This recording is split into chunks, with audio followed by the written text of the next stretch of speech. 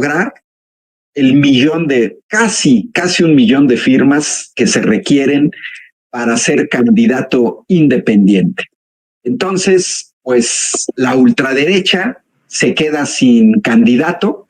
El Consejo General del INE rechazó con 7 votos contra 4, porque Verástegui había señalado que pues había habido desastres naturales en Guerrero, Baja California y Sinaloa, y que eso le había impedido recolectar firmas en esos estados. Los consejeros que votaron en contra dijeron, pues sí, pero México tiene 32 estados, entonces, pues en esos 3 no, pero hay 29 estados. A final de cuentas, el requisito era juntar poco más de 960,000 firmas en al menos 17 estados. ¿Sí? Bueno, ¿cómo la ven? La derecha se queda, la ultraderecha se queda sin candidato, porque la derecha tiene su candidato, que es la senadora Botarga, que yo siempre digo, no es ningún insulto. Ella se vistió siendo senadora de Botarga, y de Botarga no de cualquiera, de Botarga de dinosaurio. Así es. Y después aparece como candidata presidencial de los dinosaurios del PRI. ¿Cómo ven a Verástegui, que no va a lograr las firmas? Yo creo que es una buena noticia, pero hay que analizarla justo qué quiere decir, ¿no? O sea, yo creo que en otra circunstancia ese INE le regala las firmas, ¿no? Como lo vimos en casos de candidaturas anteriores, ¿no? El caso de Margarita Zavala, que fue candidata ciudadana, valga grosería, ¿no? Justamente en la campaña del 2017 para el 2018, ¿no? Pero en esta ocasión no hay cohesión de la derecha, no están esa ultraderecha, esos sectores tradicionalistas, los sectores tradicionalistas de la derecha mexicana están anclados al sinarquismo, están anclados al cristerismo, ¿no? Están anclados a sectores de la Iglesia Católica que no reconocen el Concilio Vaticano II de 1965-68, ¿no? Y que no tienen influencia de masas, ¿no? Salvo en lo que han podido movilizar en Guadalajara, en la Universidad de Guadalajara, con los tecos de Guadalajara, ¿no? Y sus mejores glorias han pasado.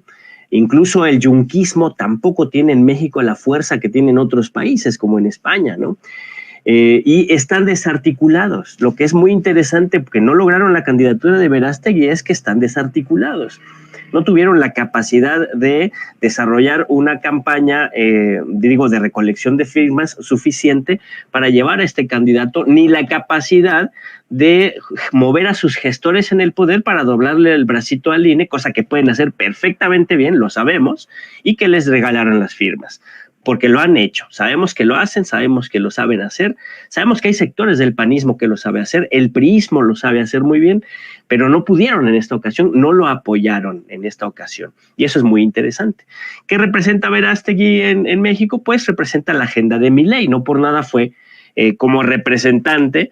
Qué vergüenza, pero ni modo, a decir, él se montó en la representación mexicana para ir como mexicano a recibir a Milei el día que tomó protesta, ¿no? Y pues eso es lo que representa, ¿no? En realidad son intereses económicos espurios, ¿no? De lo peor de las oligarquías, apoyando a estos personajes que en el caso de Milei tuvo mucho éxito. Hay que ver que ya tuvo mucho éxito Milei después de varios gobiernos progresistas, de varios gobiernos peronistas, justicialistas, ¿no?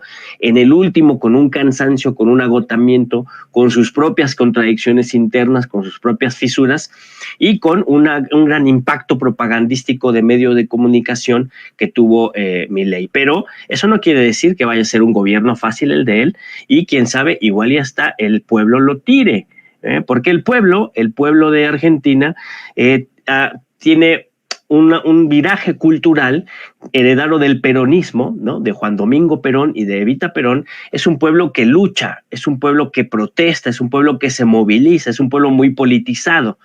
¿Por qué traigo esto a colación? Porque yo creo que una de las mejores herencias que puede tener la Cuarta Transformación en nuestro pueblo, el obradorismo como movimiento político social, justo es que nuestro pueblo nunca más pierda su dignidad, la dignidad que ha recuperado, la voluntad de lucha, la capacidad de movilización que hoy tiene nuestro pueblo. No debemos dejar que se caiga, porque ese es el basamento cultural, esa es la gran victoria cultural de un proceso de transformación, como lo fue el peronismo allá en mediados del siglo XX argentino, y como lo es el obradorismo acá en nuestro país, ¿no? Porque solo así se frenan a estos monstruos ultraderechistas. Hoy Verástegui se queda sin registro, pero llegará el momento en que los conservadores, los tradicionalistas, los reaccionarios se cohesionen en una sola fuerza y con el poder mediático que tienen puedan impulsar a este o a otro personaje a tener éxitos electorales, a tener victorias, ¿no? Y entonces no hay que menospreciarlo. Yo creo que es importante que hoy en México no exista el nicho. Es importante, creo que es una victoria cultural que en México no haya un campo fértil para estos discursos, por lo menos para que tengan éxito electoral, ¿no? Porque sí lo hay en el subsuelo de nuestra sociedad, en estas lumpenburguesías y payas, sí hay caldos de cultivo para los discursos de odios, para las lógicas estas lógicas racistas, estas lógicas clasistas, para estas lógicas supremacistas, desgraciadamente existen, pero hoy no tienen éxito político electoral, hoy no tienen legitimidad político electoral. La candidata botarga gelatinosa efectivamente no es un insulto, ella se ha autoproclamado de esa manera. Esa botarga gelatinosa no arranca por lo mismo, porque nadie les cree, porque ya los conocemos, porque han mal gobernado, porque han perseguido, porque han asesinado, porque han corrompido y porque han sacado nuestro pueblo y nuestro país. Tenemos un